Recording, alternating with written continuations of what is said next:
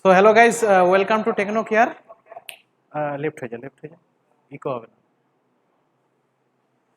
So আজকে আমাদের যে টপিকসটা নিয়ে আমরা আলোচনা করব, আমাদের আজকে সাবজেক্টটা হচ্ছে নাম হচ্ছে বিল্ডিং কনস্ট্রাকশন। ঠিক আছে, অ্যাকচুয়ালি আগে কেউ একজন বলুক, আমার ভয়েস শোনা যাচ্ছে তো? কেউ একজন অনলাইন থেকে? আচ্ছা, তো আমাদের আগে যে সাবজেক্টটা ছিল সেই সাবজেক্টটার নাম ছিল বিল্ডিং ম্যাটেরিয়াল কনস্ট্রাকশন। ঠিক আছে, যেটার নাম আমরা জানতাম বিএমসি। তো সেই সাবজেক্টটাকে এই নতুন সিলেবাস অনুযায়ী দুটো চ্যাপ্টারে ভাগ করে দিয়েছে। একটাকে করেছে বিল্ডিং কনস্ট্রাকশন, আর একটাকে করেছে কনস্ট্রাকশন ম্যাটেরিয়াল। ঠিক আছে, তো আজকে আমরা যে টপিকসটা নিয়ে আলোচনা করব সেটা হচ্ছে আমাদের বিল্ডিং কনস্ট্রাকশন, যার সাবজেক্টের কোডটা হচ্ছে 304। আর আরেকটা যে সাবজেক্ট কনস্ট্রাকশন ম্যাটেরিয়াল সেটা হচ্ছে 301। তো আজকে আমরা 304-এর ইউনিট 1 আর ইউনিট 2টা নিয়ে আলোচনা করব। ঠিক আছে, টোটাল 5টা করে মডিউল আছে, 5টা করে সিলেবাসে মডিউলগুলো আছে। এই মডিউল থেকে সম্ভবত এখনো পর্যন্ত ডিক্লেয়ার হয়নি এই দুটো সাবজেক্ট হাফ পেপার হবে না ফুল পেপার হবে, তবে সম্ভবত এই দুটো হাফ পেপারই হওয়ার কথা, মানে আগের সিলেবাস অনুযায়ী যদি দেখা যায়। তো দেখা যাক, পরবর্তী ক্ষেত্রে আমরা দেখতে পাবো, হয়তো কাউন্সিল থেকে নোটিশ আসবে যেটা হাফ পেপার হবে না ফুল পেপার হবে। তবে ক্রেডিট পয়েন্ট দুটো সাবজেক্টেরই 2 করে দেওয়া আছে। যারা সিলেবাসটা খেয়াল করেছিস তারা দেখতে পাবি এই দুটো সাবজেক্টেরই, মানে দুটো চ্যাপ্টারেরই আলাদা আলাদা করে 2-2-4 ক্রেডিট পয়েন্ট দেওয়া আছে। ঠিক আছে, তো আজকে আমরা আসছি বিল্ডিং কনস্ট্রাকশনের মডিউল 1 আর মডিউল 2 নিয়ে। ঠিক আছে, তো যা প্রথমেই বলি, এই বোর্ডের ছবিটা আমি গ্রুপে শেয়ার করে দেবো। বোর্ডটাতে আমার বেশি কিছু লেখার নেই, যেগুলো যে টপিকসগুলো আমাদের দুটো মডিউল নিয়ে আছে সমস্ত টপিকসগুলো আমরা বোর্ডের মধ্যে লিখে দিয়েছি। কোথাও কিছু অ্যাডিশনাল জিনিস, যে কোন জিনিসটা কাকে বলে বিল্ডিং এর, সেই জিনিসটা আমরা এই ছোট্ট জায়গাটার মধ্যে ড্র করে দেখাবো। যদি কারো লেখা অস্পষ্ট লাগে, ঠিক আছে, আমি গ্রুপে ছবিটা তুলে পাঠিয়ে দিচ্ছি, গ্রুপ থেকে তোরা সবাই দেখে নিস। ঠিক আছে, এবং আমার এটা একটা থিওরিটিক্যাল ক্লাস, চেষ্টা কর আমার ভয়েসটাকে ফলো করার জন্য। ঠিক আছে, তো আমি প্রথমে আসি আমাদের, আরেকবার কেউ একজন বলুক অনলাইন থেকে আমার ভয়েস শোনা যাচ্ছে তো? আচ্ছা, তো আমাদের ইউনিট 1-এ আছে ওভারভিউ অফ বিল্ডিং কম্পোনেন্টস। আমরা সিভিল ইঞ্জিনিয়ারিং পড়ছি, তো সিভিল ইঞ্জিনিয়ারিং ডিপার্টমেন্টে আমাদের কনস্ট্রাকশনের উপর সব থেকে বড় জোর দিয়ে, আমাদের কনস্ট্রাকশনের উপর জোর দিতে হয়। 1 মিনিট, তো কনস্ট্রাকশনের উপর আমাদের জোর দিতে হয়। আমাদের এই সেমিস্টারেই একটা সিলেবাসে আমরা পেয়েছি, সেটা হচ্ছে সিভিল ইঞ্জিনিয়ারিং ড্রয়িং। সেখানে আমরা কিছু ড্রয়িং শিখেছি বলতে হয়তো অনেকের কলেজে বিল্ডিং শুরু হয়েছে, কিছু কিছু কলেজে হয়তো কালভার্ট শুরু করেছে। যাই হোক, আমরা কিছু ছোটোখাটো টার্ম অ্যান্ড কন্ডিশনগুলো দেখেছি। সেই টার্ম অ্যান্ড কন্ডিশনগুলো আমরা বাই বুকে আমরা কোথায় পাবো সেই জিনিসগুলো আমরা পার্ট বাই পার্ট দেখবো। সবাই কিন্তু খেয়াল করিস, একটা থিওরিটিক্যাল ক্লাস। তো এটা নর্মালি যখন আমরা সেমিস্টারে এক্সাম দেবো আমাদের 60 নাম্বারের থাকবে পরীক্ষা, কিন্তু কোনো কোশ্চেনই আমরা যে টপিকসগুলো নিয়ে আলোচনা করব কোনো কোশ্চেন কিন্তু 2 থেকে 3 নাম্বারের বেশি হবে না। তাই কোশ্চেনগুলো নিয়ে কোনো লার্জ অ্যান্সার লিখতে হবে এরকম কোনো ভাবনা চিন্তা করার কোনো প্রয়োজন নেই, টু দ্য পয়েন্ট লিখলেই হবে। জানি একটা বেঙ্গলি মিডিয়াম থেকে অনেকেই ইংলিশ মিডিয়ামে ঢুকেছে, হয়তো অনেকেরই ইংলিশটা দেখে হয়তো অসুবিধা হচ্ছে, কিন্তু এরকম কোনো ব্যাপার নয়। ঠিক আছে, টু দ্য পয়েন্ট জিনিসটা বুঝতে হবে প্রথমে। তো যাই হোক, আজকে আমরা প্রথমে যে জিনিসটা নিয়ে আলোচনা করব, building A classification of building ক ধরনের হয়, এবং বিল্ডিং ক ধরনের হয় তার কি কি ক্লাসিফিকেশন আছে, এগুলো ফার্স্টে বুঝবো আমরা বিল্ডিংটা তৈরির দিক থেকে। ফার্স্টে আমরা আসবো বিল্ডিং এ যে লোড পড়ে তার উপরে কি কি ক্লাসিফিকেশন হয়। হ্যাঁ, কেউ কিছু বলছিলি বল, কেউ কিছু একজন বলছিলি হয়তো। আচ্ছা, তো নর্মালি আমাদের বিল্ডিং আমরা দেখে থাকি এখন এরকম টাইপের একটা স্ট্রাকচার দেখে থাকি। কেউ বলতে পারবে কি এই স্ট্রাকচারটা কি? অনেকেই কিন্তু বিল্ডিং এর ড্রয়িং কিন্তু করা শুরু করে দিয়েছিস, কলেজে অনেকেই করছে। এই স্ট্রাকচারটাকে কি বলে কেউ বলতে পারিস? কেউ একজন এরকম জিনিস দেখেছিস? কি বল? হ্যাঁ, অনলাইন থেকে কেউ একজন? হ্যাঁ, ফাউন্ডেশন কিসের? কিসের ফাউন্ডেশন? কার ঘর দিয়ে ট্রেন বেরিয়ে গেল? হ্যাঁ, পিলারের ফাউন্ডেশন, ঠিক আছে। পিলারের ফাউন্ডেশন, এটা হচ্ছে নন টেকনিক্যালি কথা, পিলার নয় অ্যাকচুয়ালি এটাকে বলা হয় কলাম, ঠিক আছে। তো কলামের এরকম টাইপের ফাউন্ডেশন হয়। আমরা এখনকার দিনে যত বিল্ডিং দেখবো ম্যাক্সিমাম 99% বিল্ডিং কিন্তু কলাম বেস, ঠিক আছে। আগেকার দিনে না কলাম তৈরি হতো না, আগেকার দিনে কি হতো না, একটা ওয়াল আছে, সেই ওয়ালটাকে এরকম ভাবে ওয়ালের সাইডটাতে এরকম ভাবে সিঁড়ি আকারে ফাউন্ডেশনটা তৈরি করা হতো। এইটাকে বলা হচ্ছে কি না, এটাকে বলা হচ্ছে লোড বিয়ারিং ওয়াল, ঠিক আছে। তো ফাউন্ডেশনটা একটা বিল্ডিং এর ফাউন্ডেশন দুটো টাইপের উপর ডিপেন্ড করে, এটা আগেকার দিনে হতো। এটাকে বলা হচ্ছে লোড বিয়ারিং ওয়াল ফাউন্ডেশন, এইটাকে বলা হচ্ছে কলাম ফাউন্ডেশন, বা বলতে পারিস এটাকে বলা হয় ফ্রেম স্ট্রাকচার, ঠিক আছে। তো ক্লাসিফিকেশন অফ বিল্ডিং, ফার্স্ট যে টপিকসটা নিয়ে আমরা আলোচনা করছি সেটা হচ্ছে ক্লাসিফিকেশন অফ বিল্ডিং। তার আমি প্রথমে এই টপিকসটা নিয়ে আলোচনা করছি, যেখানে কি না বেসড অন কি না লোড ট্রান্সফার, ওপর থেকে যে লোডটা আসছে সেই লোডটা মাটিতে কিভাবে ট্রান্সফার হচ্ছে সেইটা জিনিস দিয়ে তুই দেখলে সেই দুটো টাইপের হয়, একটা বলা হয় লোড বিয়ারিং ওয়াল, একটাকে বলা হয় কলাম স্ট্রাকচার, ঠিক আছে। আমি যদি এটা তো আমি একটা সেকশন এলিভেশন নিলাম, মানে সেকশনটাকে কেটে সাইড থেকে একটা দেওয়াল গেছে, সেই দেওয়ালটাকে ধর সাপোজ আমি উদাহরণ দিচ্ছি, ধর এটা একটা দেওয়াল আছে, সাপোজ ধর এই একটা দেওয়াল, এদিকে দেওয়াল, এই দেওয়াল, এই দেওয়াল, চারদিকে দেওয়াল আছে। এবার একটা দেওয়ালের এই পাশ বরাবর কেটে আমি যদি এ পাশ থেকে ভিউটা নিই, তখন আমি দেখতে পাচ্ছি কি না দেওয়ালটার নিচে এরকম করে সিঁড়ির মতন হয়ে গেছে দুদিকটায়, সেইটাকে বলা হয় লোড বিয়ারিং ওয়াল। তো এখনকার দিনে এরকম স্ট্রাকচার হয় না, কারণ ইটের দাম প্রচুর, ঠিক আছে। ইটের 10 টাকা করে ইটের দাম। এই লোড বিয়ারিং ওয়াল স্ট্রাকচারটা তৈরি করতে গেলে যত টাকা কস্টিং পড়ে তার থেকে ভালো চারটে কোণে চারটে কলাম দিয়ে আমি সেই পুরো লোডটাকে কলামের উপর যদি চাপিয়ে দিই সেইটা হয়। তো নর্মালি এইটাকে বলা হয় লোড বিয়ারিং ওয়াল, আর এটাকে বলা হয় কলাম ফাউন্ডেশন। যদি টপ ভিউ ভাবিস, মানে প্ল্যান ভাবিস ওপর থেকে, তাহলে আমি একটা ছোট্ট উদাহরণ দিচ্ছি। এটা ধর সাপোজ এটা একটা রুম আছে, এটা একটা ধর সাপোজ রুম আছে, এটাও রুম আছে, দুটো পাশাপাশি আমি রুম আঁকছি। তো দুটো দুটো বিয়ারিং দুটো ফাউন্ডেশনের মধ্যে কি পার্থক্য আছে না, লোড আমাদের কলামের ফাউন্ডেশনটা এরকম চারটে কোণে চারটা কলাম পড়ে যায়, এরকম দেওয়ালের সাইডে চারটে কোণে চারখানা কলাম পড়ে যায়। এই পুরো উপরের যে লোডটা আছে, রুমের যে লোডটা আছে সেটা ক্যারি করে এই প্রতিটা কলামের যে ফাউন্ডেশনটা আছে সেটা ক্যারি করে। তো এই ধরনের স্ট্রাকচারটাকে বলা হয় ফ্রেম স্ট্রাকচার, এই ধরনের স্ট্রাকচারটাকে বলা হয় ফ্রেম স্ট্রাকচার। আর আগেকার দিনে কি হতো না, আগেকার দিনে এমনি ওয়াল থাকতো, ওয়ালের ভিতর দিকে এরকম সিঁড়ি টাইপের থাকতো, সিঁড়ি টাইপের। এবার এই সিঁড়িটা আমি কিন্তু ওপর থেকে বোঝাতে পারবো না, ঠিক আছে। প্ল্যান ভিউতে এরকম ভাবে বোঝানো যাবে না, মানে ওয়ালটা যত বড় আছে তত বড় এরকম সিঁড়ি আকারে চারিদিকটাতে দেওয়া আছে, এটা সিঁড়ির মতন ধাপের মতন হয়ে থাকে, ঠিক আছে। এইটাকে বলা হচ্ছে লোড বিয়ারিং ওয়াল আর কি, ঠিক আছে। তো আমি দুটোর পার্থক্য বুঝিয়ে দিলাম, একটা হচ্ছে লোড বিয়ারিং ওয়াল আর একটা হচ্ছে ফ্রেম স্ট্রাকচার। তো পরীক্ষায় হয়তো বলতে পারে যে ডেসক্রাইব দ্য ফ্রেম স্ট্রাকচার, তখন তুই হালকা করে কলাম ফাউন্ডেশনটা আঁকলি, এরকম একটা টপ ভিউ দিলি, হালকা করে ডেসক্রাইব করলি, 2 নম্বর কি 3 নম্বর থাকলো, এটা হয়ে গেল এটার ক্লাসিফিকেশন, ঠিক আছে। এটাকে বলা হচ্ছে লোড বিয়ারিং ওয়াল আর ফ্রেম স্ট্রাকচারের ক্লাসিফিকেশন, যেটা কি কিসের উপর বেস করে আছে না লোড ট্রান্সফারের উপর বেস করে আছে। এবার আমি আসছি বিল্ডিং ক্লাসিফিকেশন অ্যাজ পার অকুপেশনের উপর, মানে কি কি ধরনের বিল্ডিং, একটা বিল্ডিং যে কনস্ট্রাকশন তৈরি হচ্ছে সেই বিল্ডিংটাকে আমরা ক ভাগে ভাগ করতে পারি বা কিভাবে আমরা ব্যবহার করতে পারি একটা বিল্ডিংকে, সেই অনুযায়ী যে ক্লাসিফিকেশন আছে অ্যাজ পার আইএস কোড এ থেকে আই পর্যন্ত এই ক্লাসিফিকেশনটা আছে, এটা কিন্তু তোদেরকে জানতে হবে। তো আমি এটাকে পিছনে রেখে আমি তোদেরকে জিজ্ঞেস করছি, এক মিনিট, আচ্ছা বলতো বিল্ডিং দেখেছিস, ক ধরনের বিল্ডিং দেখেছিস? হ্যাঁ, নিজের একটা বাড়ি আছে, আমি নর্মালি আসছি, হ্যাঁ পার্ট বাই পার্ট জিনিসগুলো বুঝিয়ে দিচ্ছি, হ্যাঁ এগুলো কিন্তু মনে রাখতে হবে, বেশি নয় 2 থেকে 3 নাম্বার। আমরা নিজেদের বাড়িতে থাকি, সেই বাড়িটাকে বলা হয় রেসিডেন্সিয়াল বিল্ডিং, ঠিক আছে। তাহলে একটা জিনিস বুঝলাম, নিজের বাড়িতে যেটা থাকছি সেটাকে বলা হচ্ছে রেসিডেন্সিয়াল বিল্ডিং। আচ্ছা, আমরা সবাই পলিটেকনিক কলেজের ছাত্র, আমরা কলেজে যাই, ঠিক আছে, কলেজে গিয়ে আমরা পড়াশোনা করি। তো কলেজের যে বিল্ডিংটা আছে, কলেজের যে বিল্ডিংটা সেটাকে বলা হচ্ছে এডুকেশনাল বিল্ডিং, ঠিক আছে। তাহলে রেসিডেন্সিয়াল কাকে বলে, এডুকেশনাল কাকে বলে, আশা করি বুঝতে পারি। তাহলে 1 নম্বরে আমি রাখছি রেসিডেন্সিয়াল বিল্ডিং, 2 নম্বরে রাখছি আমি এডুকেশনাল বিল্ডিং। 3 নম্বর কি হয়, এডুকেশনাল বিল্ডিংগুলোকে দুটো টাইপে ভাগ করা হয়। কিরকম, ছোটদের যে বিল্ডিংগুলো হয়, মানে ছোট স্কুল, ধর সাপোজ ক্লাস 1 থেকে 10 পর্যন্ত, সেই সব দেখবি স্কুলের বিল্ডিংগুলো সেগুলো তুলনামূলকভাবে ছোট।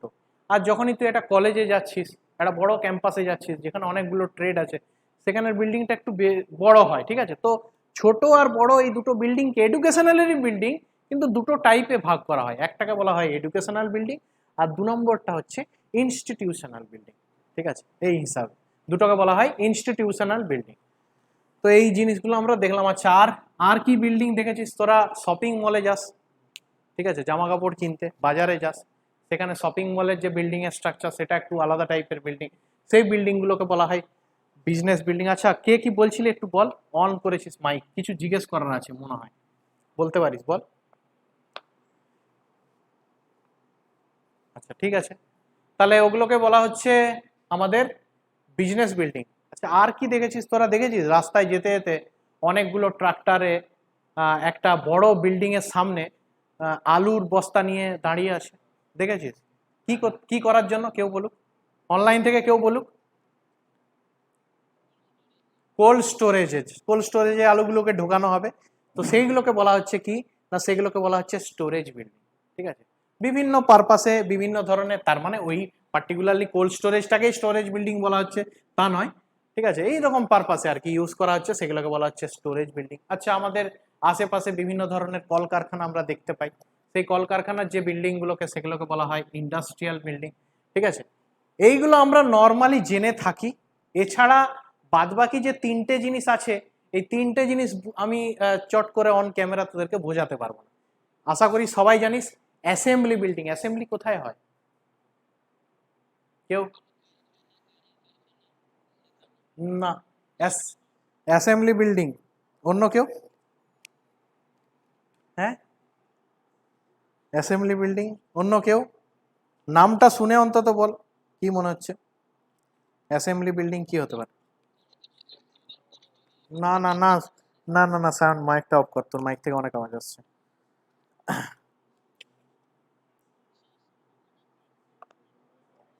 এক, আর একটু ভালোভাবে বল, কাছাকাছি চলে এসছে।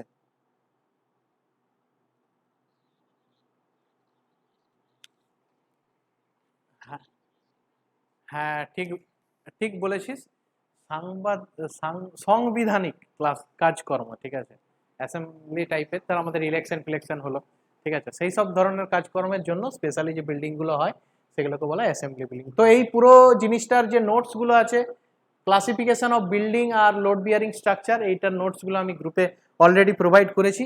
আমি শুধু এই দুটো বিল্ডিং সম্বন্ধে বলছি না, ঠিক আছে, এগুলো এখন আমি তোদেরকে বোঝাতে পারবো না। আমরা যখন ফিজিক্যালি বিভিন্ন ধরনের বিল্ডিং নিয়ে আলোচনা করব, তখন আমি কিন্তু বিভিন্ন ক্লাসে আমি এই দুটো বিল্ডিং সম্বন্ধে আমরা বলে দেবো, ঠিক আছে। তো এটা গেল আমাদের কি না ক্লাসিফিকেশন বিল্ডিং। দুটো টাইপের হয়, একটা হচ্ছে বেস অন লোড ট্রান্সফার, ঠিক আছে, বা লোড স্ট্রাকচার ধরতে পারিস, আর আরেকটা হচ্ছে বেসড অন কি বলে অকুপেশন বা অকুপ্যানি, যেটা ইচ্ছে বলতে পারিস, কোনো অসুবিধা নেই। তো এই দুটো টাইপের আমাদের কি হয় না ক্লাসিফিকেশন অফ বিল্ডিং। এবার আমরা আসছি building basic components of building, ঠিক আছে। বিল্ডিংটাকে সামনে দেখতে গেলে কি কি ধরনের কম্পোনেন্টস বোঝা যায় সেই জিনিসটার উপরে আসছি, ঠিক আছে। আমি বারবার বলছি, আজকে যে টপিকসটা আমরা আলোচনা করছি এই টপিকসটা থেকে 30 নম্বর থাকবে। যদি ঠিকঠাক ভাবে করতে পারিস তাহলে 20 নম্বর তোরা লং কোশ্চেন কিন্তু করে নিতে পারবি, ঠিক আছে। 30 নম্বর থাকবে, 20 নম্বর কিন্তু অ্যাটাচ মানে করতে পারবি, কারণ প্রতি দুটো ইউনিট পিছু 30 নম্বর করে দেওয়া থাকবে, এটা দেখবি তোদের সিলেবাসে দেওয়া আছে। তো যদি একটু ড্রয়িংটাকে ভালোভাবে খেয়াল করিস, আমি একটা সিঙ্গেল ফ্লোরের ড্রয়িং বানাচ্ছি, সিঙ্গেল ফ্লোর, একটা ফ্লোরে শুধু আমি ড্রয়িং বানাচ্ছি, একটা ফ্লোর। ইমাজিন কর একটাই রুম আছে, জাস্ট ইমাজিন একটাই রুম আছে, জাস্ট ইমাজিন একটাই রুম আছে।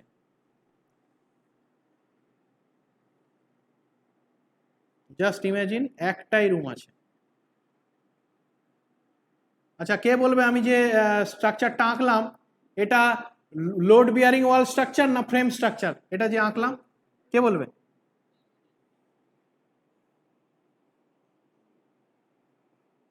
তো যাই হোক, জাস্ট ইমাজিন কর একটাই রুম আছে, একটাই রুম আছে। এই স্ট্রাকচারটা আমি বোঝানোর চেষ্টা করছি। এটাও কি দেখ, যখনই তো যাই জিনিস আসুক আমাদের এই বিল্ডিং মানে কনস্ট্রাকশন ম্যাটেরিয়াল বা বিল্ডিং কনস্ট্রাকশনে, আমরা এখন বিল্ডিং কনস্ট্রাকশন পড়ছি, কনস্ট্রাকশন ম্যাটেরিয়াল বেসড জিনিসগুলো আছে, সিমেন্ট, স্যান্ড, এগ্রিগেট, এসব বিভিন্ন ধরনের ম্যাটেরিয়ালস গুলো, তাদের কি কি গুণ হওয়া উচিত বা তারা সেগুলো কি কি তাদের গুণগত মান কি আছে, কতটা তাদের গ্রেড আছে ওগুলো পড়বো। তো ওখানে ড্রয়িং বেস নয়, কিন্তু পার্টিকুলারলি বিল্ডিং কনস্ট্রাকশনের যে চ্যাপ্টারগুলো আছে বিশেষত আমাদের এই ইউনিট 1 আর 2 পুরোটাই ডিপেন্ড করছে কিন্তু একটা ছোট্ট ড্রয়িং এর উপর, ঠিক আছে।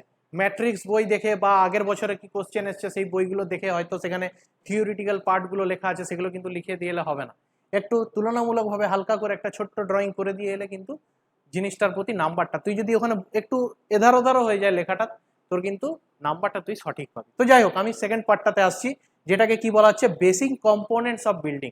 একটা বিল্ডিং এর বেসিক কম্পোনেন্টস কি হয়, ঠিক আছে।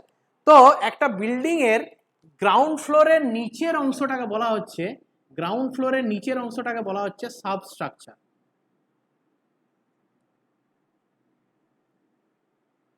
বা এটাকে বলা হয় ফাউন্ডেশন।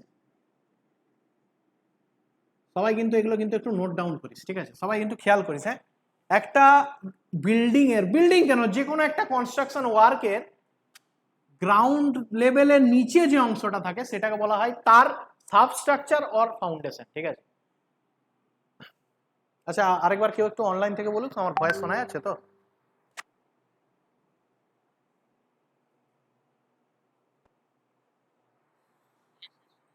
আচ্ছা, তো গ্রাউন্ড লেভেলের নিচের অংশটাকে বলা হয় সাবস্ট্রাকচার বা ফাউন্ডেশন, ঠিক আছে। যে আমি এখানে লিখেছি, এই যে দেখ টাইপ এ তে লেখা আছে সাবস্ট্রাকচার অর ফাউন্ডেশন, এখানে পার্টিকুলারলি মেনশন করে দিয়েছি বিলো জিএল। জিএল মিনস হচ্ছে গ্রাউন্ড লেভেল, জিএল এর ফুল ফর্ম হচ্ছে গ্রাউন্ড লেভেল। আচ্ছা, আর কি আছে না, সাবস্ট্রাকচার থেকে এই যে মানুষটা যে গ্রাউন্ড ফ্লোরে দাঁড়িয়ে আছে এটা হচ্ছে ground floor, GF ground floor. Ground ফ্লোরের আবার লেভেলটাকে বলা হয় plinth level, PL, plinth level. তো সবগুলো একটু মনে করে রাখিস, একটাকে বলা হচ্ছে গ্রাউন্ড লেভেল, গ্রাউন্ড লেভেল, একটাকে বলা হচ্ছে প্লিন্থ লেভেল, প্লিন্থ লেভেল। ওই প্লিন্থ লেভেলটাকেই আরেকভাবে বলা হয় গ্রাউন্ড ফ্লোর লেভেলও বলা হয়, গ্রাউন্ড ফ্লোর লেভেলও বলা হয়ে থাকে, ফ্লোর লেভেলও বলা হয়ে থাকে। যদি কোনো বানান দেখতে অসুবিধা হয় ভিডিওতে, রাত্রেবেলার ক্লাস অবভিয়াসলি ভিডিও কিন্তু ডিস্টার্ব হবে, ফুল এইচডি হচ্ছে যেহেতু, তাই যদি কোনো বানান বুঝতে অসুবিধা হয় পরিষ্কার জিজ্ঞেস করে নিন। একটা হচ্ছে বলা হয় গ্রাউন্ড লেভেল, আর একটা বলা হয় প্লিন্থ লেভেল। তো এই সাবস্ট্রাকচার থেকে এই প্লিন্থ লেভেলের এই হাইটটাকে বলা হয় প্লিন্থ, এই হাইটটাকে বলা হয় প্লিন্থ। আর প্লিন্থের থেকে ওপরের যতটা অংশ থাকবে সেটাকে বলা হয় সুপার স্ট্রাকচার, সুপার স্ট্রাকচার, ঠিক আছে। তাহলে আমি বুঝিয়ে দিলাম তিনটে পার্টস আছে, একটাকে বলা হয় সাবস্ট্রাকচার অর ফাউন্ডেশন, 2 নম্বরটাকে বলা হয় প্লিন্থ, প্লিন্থটা আমি এখানে লিখেছি। কে বলবে এটা কি লেখা আছে, দেখি অনলাইন থেকে কেউ একজন বলুক কি লেখা আছে এখানে, এখান থেকে এটা কি লেখা আছে।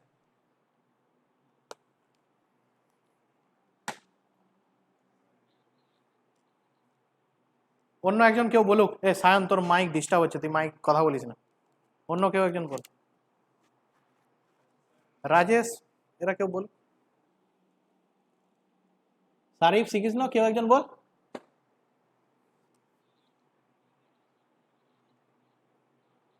একদম ঠিক, গ্রাউন্ড লেভেল থেকে প্লিন্থ লেভেল পর্যন্ত, ঠিক আছে। এটাকে বলা হয় প্লিন্থ, এই অংশটাকে বলা হয় প্লিন্থ। যেখানে আমরা কি না একটা বাড়িতে যখন দেখবি গ্রাউন্ড ফ্লোরের একটা বাড়িতে আমরা উঠি, এরকম একটা সিঁড়ি বেয়ে আমরা উঠি, ঠিক আছে। আচ্ছা, কেউ একজন বলুক তো তোদের মধ্যে, বলতো এই গ্রাউন্ড লেভেলের থেকে প্লিন্থ লেভেলটাকে উঁচু কেন করা হয়? হ্যাঁ, গ্রাউন্ড লেভেল থেকে, মাটির মেঝের লেভেল থেকে বাড়ির যে মেঝেটা সেটা উঁচু কেন করা হয়? একই লেভেলে করলেই তো হতো। অনলাইন থেকে কেউ? এমনি, হ্যাঁ, বৃষ্টির জল যাতে না ঢুকে যায়, ঠিকই বলেছে। আচ্ছা, অনেক কিছু কারণ আছে, ধর একটা পোকামাকড়, পোকামাকড়ও যেন না ঢুকে যায়, আরশোলা ঢুকে গেল দরজার ইয়ে দিয়ে, এমনি, ঠিক আছে। তো যাই হোক, অনেক কিছু কারণের জন্য আমরা কিছুটা উঁচুতে রাখি, ঠিক আছে। তো এই অংশটাকে বলা হচ্ছে প্লিন্থ, আর প্লিন্থের উপরে যতগুলো কাজ আমরা করব সেই কাজটাকে আমাদেরকে বলা হচ্ছে সুপার স্ট্রাকচার, সেই কাজটাকে বলা হয় সুপার স্ট্রাকচার। তাহলে আশা করি এই যে বেসিক কম্পোনেন্টস অফ বিল্ডিং, এই যে টপিক্সটা এটা বলতে পারলাম। এখান থেকেও কিন্তু 6 নাম্বার থাকে, এটা আমি বলে দিলাম, ঠিক আছে। তো এরকম ভাবে ছোট্ট একটা ড্রয়িং করে কিন্তু দেখিয়ে দিয়ে আসতে হবে, তুই যেরকমই ভাষায় যা ইচ্ছা লিখ, ছোট্ট একটা এরকম ড্রয়িং করে দেখিয়ে আসতে হবে। এবার আমি আসছি components of super structure. Super স্ট্রাকচারে কি কি জিনিস আমরা দেখতে পাই, কম্পোনেন্টস অফ সুপারস্ট্রাকচার। আচ্ছা, তো কি হয়, আমি এই ড্রয়িংটার উপরই যেগুলো যেগুলো পাচ্ছি সেগুলো সেগুলো আমি দেখানোর চেষ্টা করছি। এইটাকে কি বলে, কে বলবে? এটা এটা কি, কেউ একজন বলুক। একটা রুম আছে, একটা রুমের এটাকে কি বলা, এটাকে এই অংশটা, এটাকে বলা হচ্ছে রুফ। এটাকে বলা হচ্ছে রুফ, মানে ছাদটা আর কি। হ্যাঁ, রুফ কোথায় গেল রুফ, এবার এই যে এটা হচ্ছে রুফ। ঠিক আছে, কি কি পার্টস গুলো আছে আমরা এক এক করে দেখছি। হ্যাঁ, যতটা পাচ্ছি এই ড্রয়িংটাতে যতগুলো কভার করতে পারছি দেখি। এইটাকে বলা হচ্ছে রুফ। রুফ, একটাই রুম আছে। এবার রুমের উপরটাতে না এরকম ভাবে রুফটা ছাদটা এরকম ভাবে ঘেরা থাকে, কারণ কি না, যাতে না তুই তোর ঘরের কেউ একজন দাঁড়িয়ে আছে যাতে না সে সেখান থেকে পড়ে যেতে পারে। সেইটাকে কি বলা হয়, কেউ বলবে? একদম ঠিক, সেটাকে বলা হয় প্যারাপেট। আমি এটার উপরে দাগ দিয়ে দিচ্ছি প্যারাপেট বলে। ঠিক আছে, যতগুলো এগুলো আমি যা যা টপিকস গুলো লিখেছি এগুলো কিন্তু পুরোপুরি সিলেবাস বেস। ঠিক আছে, সিলেবাস তোরা খেয়াল করিস, আমি গ্রুপে পাঠিয়ে দিয়েছি। প্রথমে সিলেবাসটা আছে, তারপর কিন্তু পুরো নোটসটা দেওয়া আছে ইউনিট 1 আর ইউনিট 2 এর। সবাই কিন্তু খেয়াল করবি গ্রুপে এবং সেভ করে রাখিস অবশ্যই। তো সেখানে আমরা প্রথমে আমরা দেখতে পাচ্ছি রুফস আছে, তারপরে আমরা দেখতে পাচ্ছি প্যারাপেট আছে। ঠিক আছে, তাহলে এই দুটো জিনিস দেখতে পেলাম। আচ্ছা, এক মিনিট।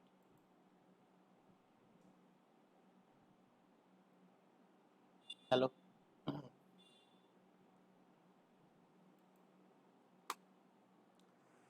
হুম, আচ্ছা, আর কি আমরা দেখতে পাই? এটাকে কি বলা হয়, এই যে জিনিসটা উঠছে, এটা কি, কেউ বলুক।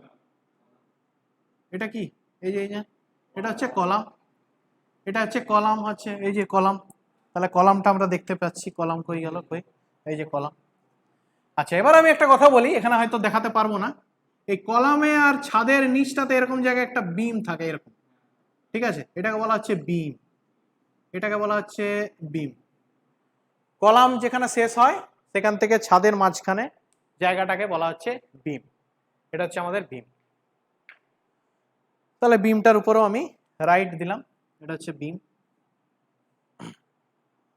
আচ্ছা, তাহলে আপাতত এখানে আমরা কি, হ্যাঁ আরেকটা জিনিস, এই যে যে মানুষটা দাঁড়িয়ে আছে যে জায়গাটাতে, এইটাকে হচ্ছে প্লিন্থ লেভেল অথবা গ্রাউন্ড ফ্লোর, অথবা ওটাকে আমরা বলছি ফ্লোর। তাহলে ফ্লোরটাও বুঝালাম, এই যে ফ্লোর, ফ্লোর, ফ্লোরটাও বুঝালাম।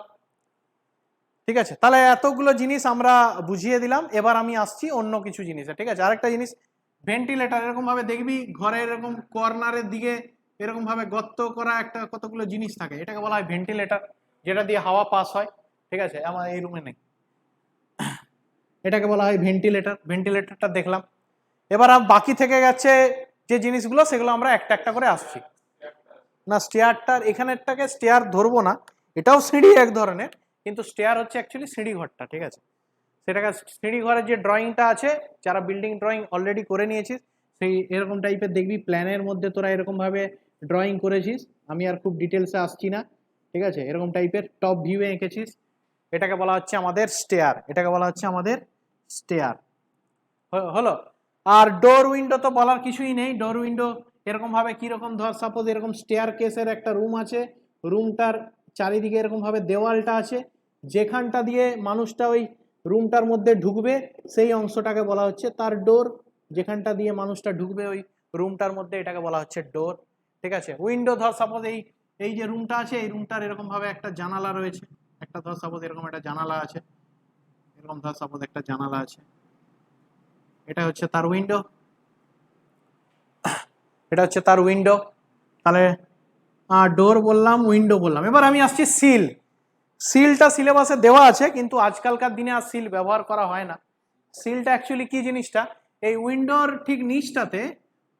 ঠিক নিচটাতে লোড বিয়ারিং ওয়ালের উপরে এইখানটাতে এক ধরনের ঢালাই করা হয়। এই জায়গাটাতে, এই জায়গাটাতে এক ধরনের ঢালাই করা হয়, এইটাকে বলা হয় সিল। আগেকার দিনে দেওয়া হতো, এখন আর এগুলো দেওয়া হয় না। এখন ডাইরেক্ট দেখবি, তোরা খেয়াল করেছিস কিনা জানি না, ইটের গাঁথনি হলো, ইটের গাঁথনির উপরে কিন্তু কাঠের ফ্রেমটা আগে বস করিয়ে দেয়, দিয়ে উপরের কাজ শেষ হয়ে যাওয়ার পর অটোমেটিকলি প্লাস্টারের সময় সব জিনিসগুলোকে প্লাস্টার করে দিলেই আমাদের জানলাটা দাঁড়িয়ে যায়। সবার লাস্টে কি হয়, কপাট এসে ওই ফ্রেমটার উপরে লাগিয়ে দেওয়া হয়। এরকম করে আমাদের উইন্ডোগুলো বানানো হয়। আগেকার দিনে কি হতো না, আগেকার দিনে এখানে একটি ঢালাই করা হতো, ঢালাই করার উপরে কিন্তু আমাদের উইন্ডোটাকে বস করানো হতো। তো এই অংশটাকে বলা হচ্ছে সিল। এই অংশটাকে বলা হচ্ছে আমাদের সিল। কোথায় আছে, এই যে এখানে সিল। এটাকে বলা হচ্ছে আমাদের সিল। ঠিক আছে, তাহলে আমরা মোটামুটি সবগুলোই আমরা জানলাম, শুধু আমি দুটো টপিকস বাদ রাখলাম, একটাকে বলা হয় ওয়াল আর একটাকে বলা হয় পার্টিশন ওয়াল। এইগুলো কি, এটা বাদ দিয়ে কারো কোনো যদি এই টপিকসগুলো নিয়ে জিজ্ঞেস করার আছে তো আমাকে জিজ্ঞেস করতে পারিস। কলাম, বিম, রুফ, লিন্টেল, সরি লিন্টেলটা বলা হয় লিন্টেল। লিন্টেলটা কি আছে না, এরকম ধর সাপোজ জানলা আছে, জানলার বাইরে এরকম ধরনের একটা চাজা থাকে, দেখতে পেয়েছিস? এটাকে বাংলায় কি বলে? কেউ একজন বলুক এটাকে বাংলায় কি বলে? বাংলায় কি জন্য, আচ্ছা ওটা কি জন্য প্রোভাইড করা হয় এরকম বাইরে, জানলার বাইরে? হ্যাঁ, কেন প্রোভাইড করা হয়? লিন্টেল তো বলে ওই বাইরের দিকে যে একটা বেরিয়ে থাকে, ওটা অ্যাকচুয়ালি লিন্টেল নয়, এটা অ্যাকচুয়ালি একদম ঠিক। বৃষ্টি জল যাতে না আসে, ঝাপটা রোদ যাতে আটকায় জানলাটাতে, সেই কারণে ওখানে চাজা বার করানো থাকে। তো ওই চাজাটা কোথার থেকে বার করানো থাকে না, দেওয়ালের বা কলামের ভিতরে কিন্তু এক ধরনের বিম থাকে, সেই কলামের ভেতরের অংশটাকে বলা হচ্ছে লিন্টেল। কলামের ভেতরের অংশটাকে বলা হচ্ছে লিন্টেল। আর চাজা হচ্ছে কোনটা, যেটা বাইরে বেরিয়ে থাকে সেটাকে বলা হচ্ছে চাজা। ঠিক আছে, যেটা বাইরে বেরিয়ে থাকে সেটাকে বলা হয় চাজা, আর যেটা ভেতরে থাকে সেটাকে বলা হচ্ছে লিন্টেল। তো আমি একটু আমার ক্যামেরাটাকে ঘুরিয়ে দেখাবো, আমি চেষ্টা করব ক্যামেরাটাকে ঘুরিয়ে দেখানোর জন্য, এবং বিমটা আর চাজাটা আমি বোঝানোর চেষ্টা করছি। ঠিক আছে, তো এমনি ক্যামেরাটাকে যদি আমি ঘোরাই তো আমাদের দেখতে পাচ্ছি, আমরা এইখানে আমাদের সবাই একটু খেয়াল করি, এটা হচ্ছে আমাদের উইন্ডোটা আছে, এই উইন্ডোর উপরে যে বিমটা প্রোভাইড করা আছে, এই যে বিমটা যেটা দেখতে পাচ্ছি, সেই বিমটাকে বলা হচ্ছে লিন্টেল বিম। ঠিক আছে, তাহলে বিমটা দেখা যাচ্ছে না কেন না, বিমটা এই কারণেই দেখা যাচ্ছে, আমাদের যে ওয়ালটা আছে এটা হাফ ওয়াল করা আছে। এই যে ওয়ালটা আমরা যেটা বানিয়েছি, এই ওয়ালটা হচ্ছে আমাদের হাফ ওয়াল, হাফটা আছে হাফটা নেই, ওই জন্য বাইরের দিকেরটা হাফ আছে, ভেতরের দিকের হাফ নেই বলে আমরা লিন্টেলটা খুব সুন্দরভাবে দেখতে পাচ্ছি। ঠিক আছে, এই ঠিক সেম এই জানলাটার বাইরে একটা সানসেটের মতন যেটা বেরিয়ে আছে ওটাকে বলবো আমরা চাজা। ঠিক আছে, আর প্রথমে যখন আমি যেটা বলছিলাম সেটা হচ্ছে কি, আমাদের যে বিম আর কলাম যেগুলো আছে, ঠিক আছে, তো নর্মালি একটা জিনিস আমি খেয়াল করছি, এই যে আমাদের এইখানটাতে যে রেড কালারের তোরা দেখতে পাচ্ছিস, এটা হচ্ছে আমাদের কি না, এটা হচ্ছে আমাদের কলামটা, এটা হচ্ছে আমাদের কলাম। আর ওই যে রূপ ছাদের তলায় যেটা গেছে লম্বালম্বি যে জিনিসটা গেছে, ওটা হচ্ছে আমি বিম। আমি ইচ্ছা করে এটা কালারিং করেছি, আলাদা কালারিং করেছি, যাতে অন্তত যারা ক্লাস করবে তাদেরকে অন্তত যেন এই সিম্পল তিনটে কনসেপ্ট, যেটা হচ্ছে আমাদের কলাম, তার উপরেরটা হচ্ছে আমাদের বিম, তার উপরেরটা হচ্ছে আমাদের ছাদ, যখন আমরা এটার আরসিসি ডিজাইন করব তখন আমাদের কিন্তু এই জিনিসগুলো বুঝতে সুবিধা হবে। ঠিক আছে, আমি একটা ছোট্ট উদাহরণ দেওয়ার জন্য আমি কিন্তু পার্টিকুলারলি কলাম, বিম এবং ছাদের কালারটা আমি এরকম টাইপের কম্বিনেশন করেছি। ঠিক আছে, যাতে বোঝানো যায়। ঠিক আছে, তো যাই হোক,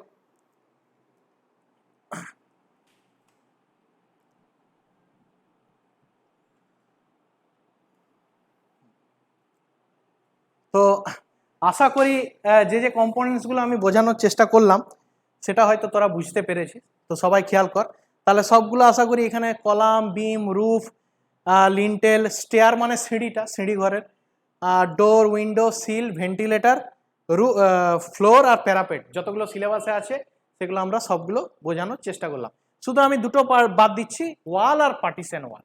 ঠিক আছে, তাহলে কারো কোনো জিজ্ঞেস করার আছে তো বল, এই পর্যন্ত কারো কোনো জিজ্ঞেস করার আছে তো বল, লজ্জা পাওয়ার কোনো ব্যাপার নেই। আমি অনেক তাড়াতাড়ি বলছি না, কারো কোনো জিজ্ঞেস করার আছে তো বল, নাহলে আমি নোট ডাউন করার জন্য 2 মিনিট সময় দিলাম, এই টপিকসগুলো নোট ডাউন করার জন্য 2 মিনিট সময় দিলাম।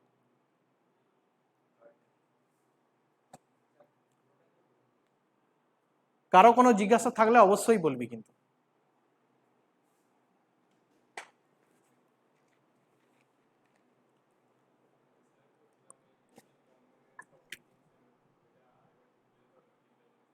কম্পোনেন্টস অফ বিল্ডিং, একটা কম্পোনেন্টস অফ বিল্ডিং হচ্ছে কি, একটা বিল্ডিং, একটা লাঠি নর্মাল মাটির উপরে তুই যদি ছেড়ে দিস, উইকেটটাকে যদি মাটির উপরে প্লেন ছেড়ে দেওয়া হয়, উইকেটটা কি থাকবে? থাকবে না, পড়ে যাবে। তাহলে উইকেটটাকে আমাকে কি করতে হবে, মাটির তলায় একটু ঢোকাতে হবে। ঠিক আছে, সেই রকমই আমাদের যে স্ট্রাকচারগুলো থাকে, সেই স্ট্রাকচারগুলো, হ্যাঁ আমরা ফ্রেম স্ট্রাকচারটা দেখতে অনেকটা টেবিলের মতন। তোদের হয়তো প্রশ্ন হতে পারে যে স্যার, একটা বিল্ডিংকে আমি যখন করছি, 4টা কলামকে যদি আমি চারিদিকে করে দিয়ে যদি দাঁড় করাই, তাহলে তো একটা টেবিল চেয়ার যেরকম দাঁড়িয়ে আছে, আমার তো বিল্ডিংটাও দাঁড়িয়ে থাকবে। হ্যাঁ, অবশ্যই দাঁড়িয়ে থাকবে, কিন্তু তুই আরও একটা দিক থেকে যদি ভেবে রাখিস, তাহলে আমাদের কিন্তু চেয়ার টেবিলকে কিন্তু পুশ করলে বা ঠেললে কিন্তু এধার ওধার সরে যায়, পড়ে যায়, ঠিক আছে। সেরকম বিল্ডিং এর উপরে কোনো ধরনের পার্শ্ব চাপ এলো বা যে এক জায়গায় কলাম আছে সেইখানটায় অংশটা বসে গেল, তাহলে কিন্তু পুরো স্ট্রাকচারটা কিন্তু গন্ডগোল হয়ে যেতে পারে।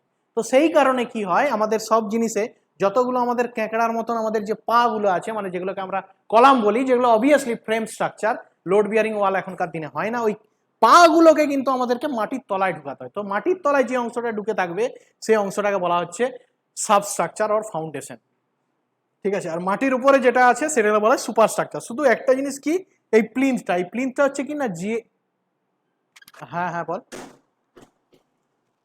হ্যাঁ হ্যাঁ হ্যাঁ ক্লে কোট হচ্ছে ক্লাস, ঠিক আছে। শোন, ভয়েসটা শুধু শোন, ঠিক আছে। তো যে অংশটা আমার এখানে ফুল এইচডিতেই হচ্ছে, হ্যাঁ অবশ্যই।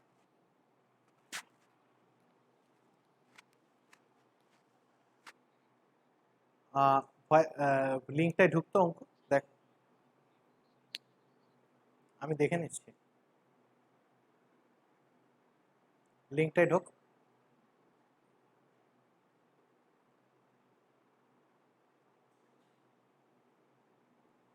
আমার ফুল এইচডিতেই চলছে, আমার নেট সমস্যা হলে এখানে দেখা যাবে।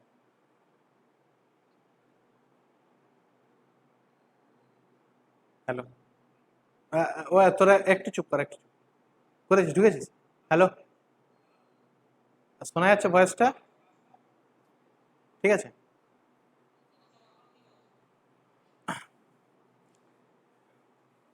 ঠিক আছে, যাই হোক, অসুবিধা হতেই পারে, কিছু নেই। আমাদের যে ইয়ে আছে, ভিডিওগুলো আছে, সেগুলো চেক করবি, ঠিক আছে। অফ করে দে, ইকো হবে। তো যাই হোক, আমরা এই জিনিসগুলো সম্বন্ধে জানলাম। এবার আমি লাস্ট যে দুটো টপিকসে আসছি, ওয়াল আর পার্টিশন ওয়াল। প্রথম কথা হচ্ছে, ওয়াল আর পার্টিশন ওয়াল বুঝতে গেলে তোকে এটা, যেমন আমাদের কি, এটা হচ্ছে আমাদের ফ্রন্ট এলিভেশন বা সেকশন এলিভেশন, যেটা হচ্ছে কি না একটা বিল্ডিংকে সামনে থেকে দেখলে বোঝা যায়, ঠিক আছে। এবার আমরা আসবো উপর থেকে দেখলে, মানে টপ এলিভেশন যদি আমরা দেখি, সেক্ষেত্রে আমাদের কি হবে। টপ এলিভেশন মানে উপর থেকে যদি আমরা একটা কোনো বিল্ডিংকে দেখি, সেগুলোকে কি বলা হয়, ঠিক আছে। বা সেখানে আমরা বুঝতে পারবো বাকি যে কম্পোনেন্টস গুলো আছে, ঠিক আছে। তো খেয়াল কর,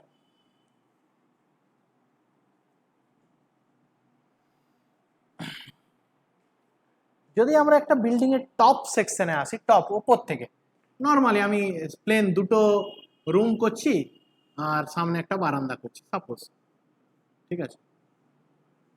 এই ধর সাপোজ দুটো রুম আছে, সামনে ধর একটা বারান্দা আছে।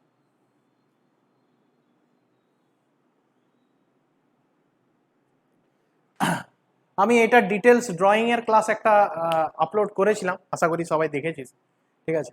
তো সাপোজ ধর দুটো বেডরুম আছে আর সামনে একটা বারান্দা আছে। তো এই যে দুটো বেডরুমের মধ্যের যে ওয়ালটা, এটাকে বলা হয় পার্টিশন ওয়াল, এটাকে বলা হয় পার্টিশন ওয়াল, ঠিক আছে। এটা হচ্ছে পার্টিশন ওয়াল। আবার কি, ওয়াল কোনগুলো না, ওয়াল অ্যাকচুয়ালি সবগুলোকেই ওয়াল বলা হয়। আবার মাঝখানের গুলোকে বলা হয় পার্টিশন ওয়াল, বাইরের গুলোকে বলা হয় মেন ওয়াল। তাহলে অ্যাকচুয়ালি যদি ভাবিস, তাহলে ওয়ালটা হচ্ছে সবগুলোকেই ওয়াল বলা হয়। ওয়ালকে দুটো টাইপের ক্লাসিফিকেশন করা হয়, একটাকে বলা হয় মেন ওয়াল আর আরেকটাকে বলা হচ্ছে পার্টিশন ওয়াল, ঠিক আছে। এবার হতেই পারে মেন ওয়ালটা 250, পার্টিশন ওয়ালটা 125, অথবা মেন ওয়ালটা 250 পার্টিশন ওয়ালটাও 250, সবই 250 হতেই পারে। তো মেন ওয়াল হচ্ছে চারিদিকের যে ওয়ালটা থাকে, বাইরের আউটার লাইনের যে ওয়ালটা থাকে, সেটাকে বলা হচ্ছে মেন ওয়াল। আর ভেতরের দুটো রুমের মাঝখানে, বা রুম আর বারান্দার মাঝখানে, বা রুম আর বাথরুমের মাঝখানে, এইখানে ভেতরের ইনসাইড সমস্ত ওয়ালগুলোকে বলা হচ্ছে আমাদের পার্টিশন ওয়াল, ঠিক আছে।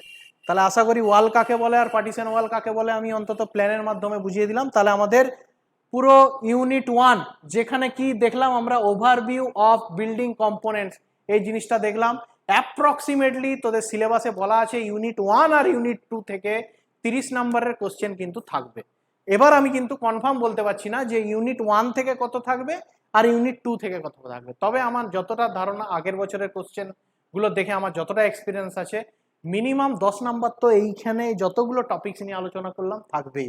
এটা ইউনিট 1 এর, ইউনিট 2 এরও 10 নাম্বার থাকছে, প্লাস আরো 10 থাকবে, সেটা এবার এটা থেকে থাকবে 9টা থেকে বা হাফ হাফ, সেটা বলা যাচ্ছে না। তবে বলে দিয়েছে যে ইউনিট 1 আর ইউনিট 2 থেকে 30 নাম্বার থাকবে, ঠিক আছে। এবার হয়তো না বলে দিল টোটাল তো 3টে মডিউল থাকবে, 3টে গ্রুপ থাকবে, এ বি সি, 3টে থেকে একটা করে করতে বলে কি 2টা করে করতে বলে সেটা এখন পরে বোঝা যাবে কতগুলো করতে বলে, ঠিক আছে। তো যাই হোক, আশা করি আমি ইউনিট 1টা আমি বোঝাতে পারলাম। এবার আমি আসছি ইউনিট 2তে, ঠিক আছে। ইউনিট 2 এর যে থিওরিটিক্যাল পোর্শনটা আছে সেখানে আমরা আসছি। আচ্ছা, কেউ একজন বলুক তো, একটা বিল্ডিং তৈরি হবে, একটা ফাঁকা মাঠ আছে, বিল্ডিংটা তৈরি হওয়ার আগে ফার্স্টে সেইখানটাতে কি করা হয় মাঠটার সামনে? আচ্ছা ঠিক আছে, সার্ভে করা হয়। আর তারপরে? হ্যাঁ, ভিত মানে একটা লেবারকে তুই পাঠিয়ে দিলি, সে গিয়ে কুড়তে শুরু করলো যেখানে ইচ্ছা, নাকি?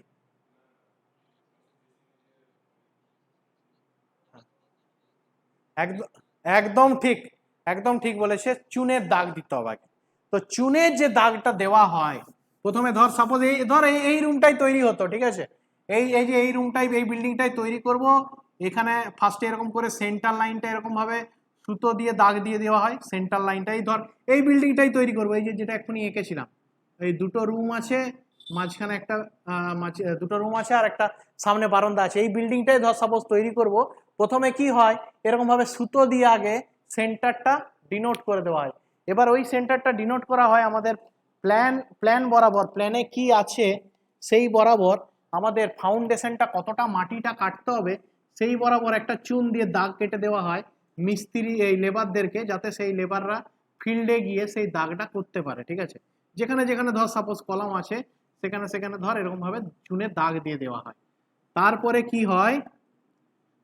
কি হয়, এই চুনে দাগ দিয়ে দেওয়া হয়, তারপরে লেবাররা গিয়ে ওই দাগ বরাবর গর্তগুলো কাটে। তো সেই যে দাগটা দেওয়া হয় সেই দাগ দেওয়াটাকেই বলা হচ্ছে কি না জব লেআউট। সেই দাগটাকেই বলা হচ্ছে আমাদের কি না আমাদের জব লেআউট। আমরা এবার এপাশে আসছি, ওপাশের টপিকস গুলো আমাদের শেষ হয়ে গেল, আমরা এপাশে নিয়ে আসি ক্যামেরাটাকে।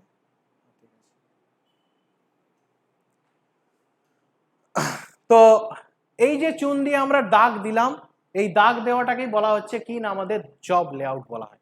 এটাকে বলা হয় জব লেআউট। তো জব লেআউটের দুটো মেথড আছে, একটাকে বলা হয়, হ্যাঁ বল বল শুনছি।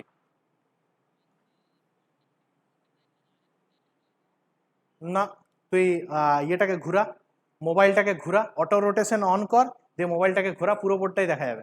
কেউ একজন বলুক বোর্ড দেখা যাচ্ছে তো পুরোটা? হ্যাঁ, অটো অটো রোটেশন অন কর, বোর্ড পুরো দেখা যাবে। আচ্ছা, তো থিওরিটিক্যাল ক্লাস মন দিয়ে আরামসে বোঝ জিনিসটা। বোর্ডের ছবিটা তো আমি পাঠিয়েই দেবো, সেখানে সমস্ত জিনিস যদি কোনো লেখাগুলো বুঝতে না পারিস সেটা ওখান থেকে দেখে নিস, বা চ্যানেলে গিয়েও পরে খেয়াল করতে পারিস, ঠিক আছে। তো যাই হোক, তো এই যে জব লেআউটটা যে করা হয়, একটাকে বলা হয় সেন্টার লাইন মেথড, আরেকটাকে বলা হয় লং ওয়াল শর্ট ওয়াল মেথড। এই লং ওয়াল শর্ট ওয়াল মেথডটা আমরা পরবর্তী সেমিস্টার, 4th সেমিস্টারে যখন এস্টিমেট করব, এস্টিমেট মানে হচ্ছে একটা বিল্ডিং এর তৈরি করতে কতগুলো ইট লাগবে, কতগুলো সিমেন্ট লাগবে, কতটা বালি লাগবে, মাটি কাটার জন্য কতগুলো লেবার লাগবে, এই সমস্ত জিনিসগুলো যখন শিখবো সেটাকে বলা হয় এস্টিমেট। যেমন আমরা ধর সাপোজ আমি একটা মোবাইল কিনবো, বা ঘরের বাবাকে বলতে হবে যে মোবাইলটার কত দাম, তখন আমরা একটা এস্টিমেট করি কিরকম, মোবাইলটা লাগবে, এই কেস কভার লাগবে একটা, এই মোবাইলে একটা রিচার্জ করতে হবে, এরকম একটা রাফ এস্টিমেট বানায় না। এই জিনিসটা হচ্ছে বিল্ডিং এ বা কোনো একটা কনস্ট্রাকশন কাজ করতে গেলে কি কি এস্টিমেট হয়, সেই এস্টিমেটটা যখন আমরা শিখবো তখন আমরা দেখবো কি না সেন্টার লাইন মেথডটা কাকে বলে আর লং ওয়াল শর্ট ওয়াল মেথডটা কাকে বলে। তো এই লং শর্ট ওয়াল মেথডটাকে আরেক নাম বলা হয় ফেস লাইন মেথড, ঠিক আছে। Face line method, face line মেথডটা কি? ফেস লাইন মেথডটা হচ্ছে একটু আলাদা টাইপের। এই ধর সাপোজ এই হচ্ছে আমাদের বিল্ডিং, এই হচ্ছে আমাদের বিল্ডিং, ঠিক আছে। আমরা যেমন সেন্টার লাইন মেথডটা কি, এই যে লাইনটা টানা হয়েছে, এই লাইনটা টানা হয়েছে এরকম সেন্টারে একটা লাইনকে ইমেজিন করে সুতো দিয়ে ফার্স্টে লাইনটাকে টানা হয় এরকম ভাবে, ঠিক আছে। সুতো দিয়ে লাইনটাকে টানা হওয়ার পর যেখানে যেখানে কর্নার আছে, যেখানে যেখানে কলাম করব, সেখানে সেখানে এই বক্সগুলো তৈরি করবো, এই বক্সগুলো। এটা হচ্ছে আমাদের সেন্টার লাইন মেথড। আর ফেস লাইন মেথডটা কি না, ধর লোড বিয়ারিং স্ট্রাকচার যখন হতো তখন ফার্স্টে এরকম ভাবে প্রতিটা কি বলে প্রথমে কতটা ওয়াল উঠবে সেই বরাবর চুন দিয়ে দাগ করে দেওয়া হতো। তারপরে কি না এখান থেকেও 600 কাটবো, এখান থেকেও 600 কাটবো, এরকম করে যখন লোড বিয়ারিং স্ট্রাকচারটা তৈরি হবে তখন সেই স্ট্রাকচারটা এরকম ভাবে মাটিটাকে কাটতে হবে, ঠিক আছে। এত বড় পুরো অংশটা জুড়ে মাটিটা কাটতে হবে, তবেই ওর ভিতরে কি হবে না ওর ভিতরে এই স্ট্রাকচারটা তৈরি হবে। এইটাকে বলা হচ্ছে ফেস লাইন মেথড। এবার এটা দিয়ে আমরা কলমও করতে পারি, অনেক সময় আমাদের এটা দিয়ে এরকম ভাবে একটা কেটে নেওয়ার পর এরকম ভাবে কলামটা যেখানে যেখানে পড়বে সেই বরাবর দাগগুলো দিয়ে দিতে হবে, আর লং ওয়াল শর্ট ওয়ালও এরকম ভাবে করা হয়। তো এটা আগেকার দিনে হতো, এখনকার দিনে হয় না। এখনকার দিনে আমাদের সেন্টার লাইন মেথড বরাবরই হয়। তো বইতে এত কিছু নেই, বইতে আছে জব লেআউট কাকে বলে। আমি তাও দুটো মেথড সম্বন্ধে হালকা করে ডেসক্রাইব করে দিলাম যাতে আমাদের পরবর্তী ক্ষেত্রে এস্টিমেটে কাজে লাগে, ঠিক আছে। তো এটাকে বলা হয় জব লেআউট। আচ্ছা, তারপরে চুন দিয়ে দাগ কেটে দিলাম, তারপর কি হয় কেউ একজন বলুক। চুন দিয়ে দাগ কাটলি, তারপর একদম ঠিক, লেবার গিয়ে মাটিটা কাটবে, সেইটার নাম হচ্ছে কি না আর্থ ওয়ার্ক। সেটাকে নাম হচ্ছে কি না আর্থ ওয়ার্ক। আর্থ ওয়ার্ক ওটাকে বলা হয়, এক্সট্রা অ্যাড করা হয় ইন এক্সকাভেশন। এক্সকাভেশন, এক্সকাভেশন কথাটার মানে হচ্ছে কাটা। তাহলে জব লেআউট কথাটা বুঝতে পারলি। তারপরে হচ্ছে কি না চুন দিয়ে দাগ কাটার পর সেখানে গিয়ে লেবাররা মাটি কাটবে, সেটাকে বলা হচ্ছে আর্থ ওয়ার্ক ইন এক্সকাভেশন। কারো কোনো বক্তব্য থাকলে জিজ্ঞেস করতে পারিস।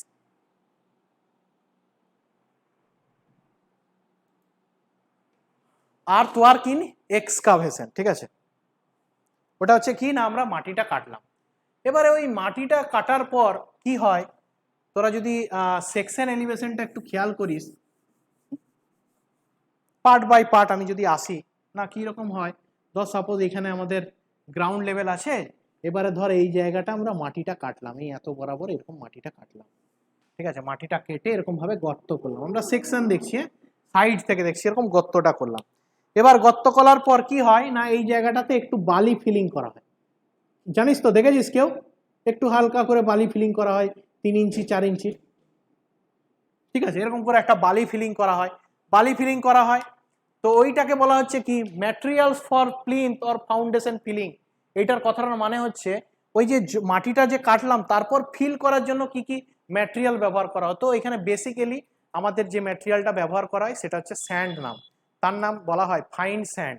আমরা যখন কলেজে ক্লাস করানো হবে তখন ওখানে বালি ক ধরনের একটা চালুনি টাইপের জিনিস আছে যেটাকে বলা হয় সিব। ওই সিব অ্যানালাইসিস করে দেখাবে যে চালুনি কত ধরনের হয়। সরু বালিটাকে বলা হয় ফাইন স্যান্ড, তার থেকে একটু মোটা হলে মিডিয়াম স্যান্ড, আর সব থেকে মোটা যে বালিটা সেটাকে বলা হয় কোর্স স্যান্ড। তো যাই হোক, আমরা ওটা যখন বালিটা নিয়ে পড়বো, এই বিল্ডিং ম্যাটেরিয়ালসে বালিও থাকবে স্যান্ডও থাকবে, স্যান্ড নিয়ে যখন পড়বো তখন আমি ওটার আরো ডেসক্রিপশন করবো, ঠিক আছে। তো যাই হোক, আমরা দেখি এরকম গর্ত করার পর এরকম করে একটা বালি ফিলিং করা হয়, সেটাকে বলা হয় স্যান্ড ফিলিং। তো ওই স্যান্ড ফিলিংটাও একটা ফাউন্ডেশন ফিলিং ম্যাটেরিয়ালের মধ্যে পড়ে, ঠিক আছে। তারপরে কি হয় না, তারপরে একটা রাফলি ঢালাই করা হয়, একটা রাফ ঢালাই, একটা সিম্পল একটা রাফ ঢালাই করা হয়। এই পজিশনটা একটা রাফ ঢালাই করা হয়, ঠিক আছে। এরকম একটা রাফ ঢালাই একদম বরাবর রাফ ঢালাই করা।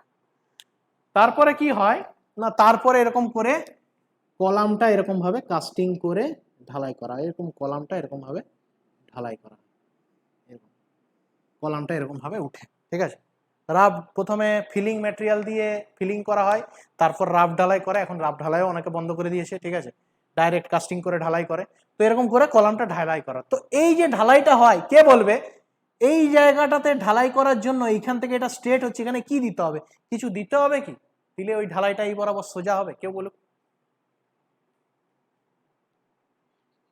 আরে রডটা তো মাঝে থাকবে, রড নয় তো, রডটা তো এইখানে থাকবে, এরকম বরাবর রড থাকবে, রডটা তো এই বরাবর থাকবে, এই ভেতরে, এই ভেতরে রড থাকবে।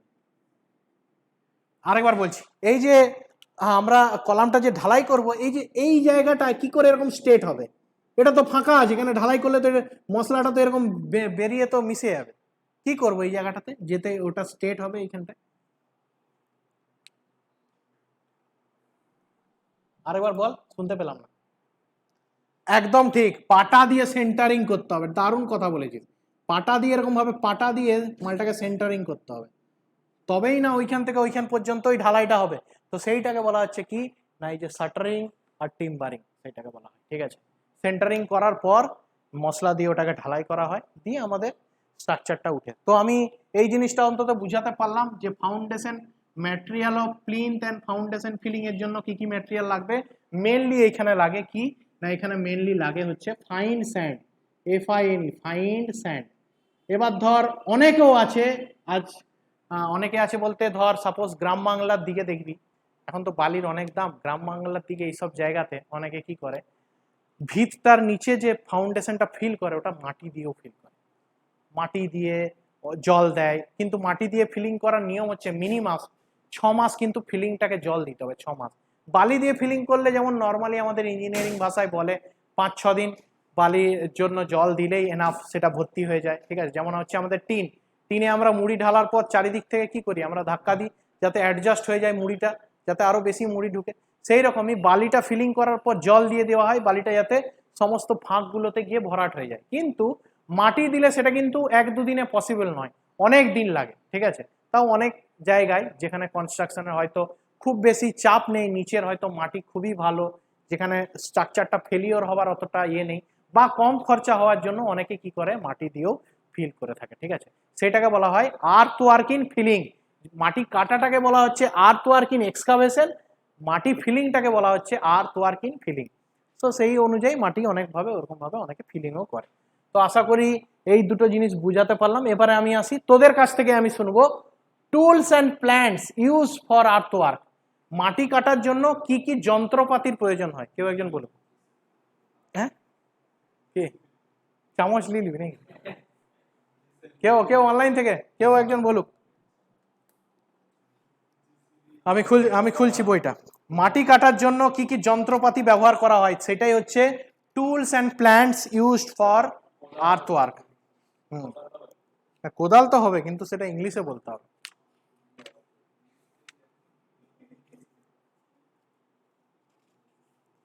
আচ্ছা ঠিক আছে, বাংলায় বল, আর কি কি? কোদাল হবে, আর গাঁতি আছে, হ্যাঁ বড় বড় জিনিস হচ্ছে তো জেসিপি আছে, বড়, ঠিক আছে। তো যাই হোক, এরকমই ছোটখাটো 3-4টা আইটেমের নাম লিখে দিলেই হবে। এরকম পড়ে পরীক্ষায় যে what is the what is the tool and plan used for earth work, ঠিক আছে, এরকম করে হয়তো দিল, তোরা তখন লিখে দিয়ে এলি, 2-3টে লাইন লিখে দিয়ে এলি, 2 নাম্বার পেয়ে গেলি, ঠিক আছে। তো এই গেল আমাদের আর্থ ওয়ার্ক ইন এক্সকাভেশন। না, জেসিপি, হ্যাঁ। হ্যাঁ, কেউ একজন অনলাইন থেকে কিছু বলছিল, আরেকবার বল একটু, শুনতে পেলাম না। অনলাইন থেকে কেউ একজন কিছু বলছিল, আরেকবার বল, শুনতে পাইনি। কোদালের ইংলিশ কি? গুগলে সার্চ কর। হ্যাঁ, শো শো, হ্যাঁ হ্যাঁ, গুগলে সার্চ কর। হ্যামার তো হাতুড়ি হয়, গুগলে সার্চ কর।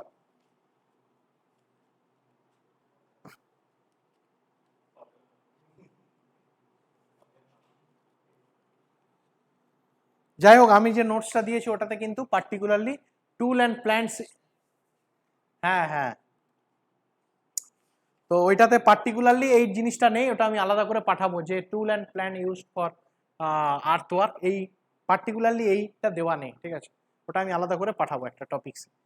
যাই হোক, এবার আমি আসছি 3 নম্বর জিনিস আর লাস্ট, আজকের লাস্ট টপিকস। একটু বোঝার চেষ্টা কর, এটা আমরা আরো ডিটেলস আলোচনা করব। এটা হচ্ছে সেপারেট একটা চ্যাপ্টার, ঠিক আছে, এটা হচ্ছে সেপারেট একটা চ্যাপ্টার। আমি জাস্ট ইন্ট্রোডাকশনটা বলছি, পরের দিন আমরা এটাকে নিয়ে ডিটেলস আলোচনা করলেই আমাদের ইউনিট 2 মানে 30 নাম্বার কভার অ্যাপ্রক্সিমেটলি, ঠিক আছে। তো ফাউন্ডেশন, ফাউন্ডেশন এক্ষুনি কি বললাম, একটা বিল্ডিং এর কোন অংশটাকে ফাউন্ডেশন বলা হয়, কোন অংশটাকে ফাউন্ডেশন বলা হয় এক্ষুনি আমি বললাম। হ্যাঁ, বিলো জিএল, গ্রাউন্ড লেভেলের, গ্রাউন্ড লেভেলের নিচে যেটাকে থাকে সেটাকে বলা হয় ফাউন্ডেশন, ঠিক আছে।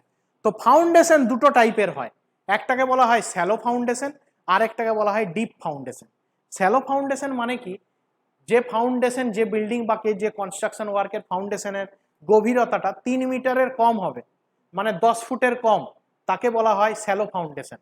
আর যে স্ট্রাকচারটা 10 ফুটের বেশি হয়ে যাবে ফাউন্ডেশনটা,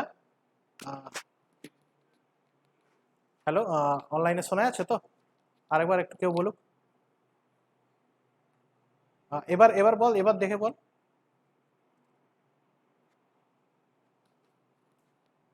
একটু ইয়ে ঢুক, হ্যাঁ এখানে লাল দেখালো এখন, এবার মানে পিঙ্ক কাটলো।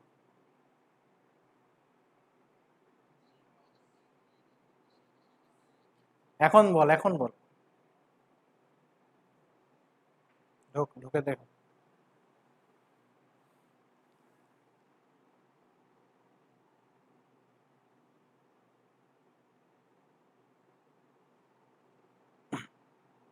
দেখা যাচ্ছে? আমাকে পিন কর, আমাকে পিন কর।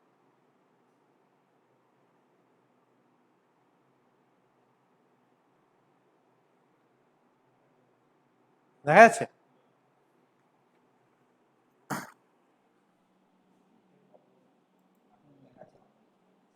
ঠিক আছে, যাই হোক, আমি আমরা খুব তাড়াতাড়ির মধ্যে আমরা শেষ করে দেবো। তো যাই হোক, আমাদের 10 ফুটের কম গভীরতার যে যে ফাউন্ডেশনটা হবে সেটাকে বলা হচ্ছে শ্যালো ফাউন্ডেশন।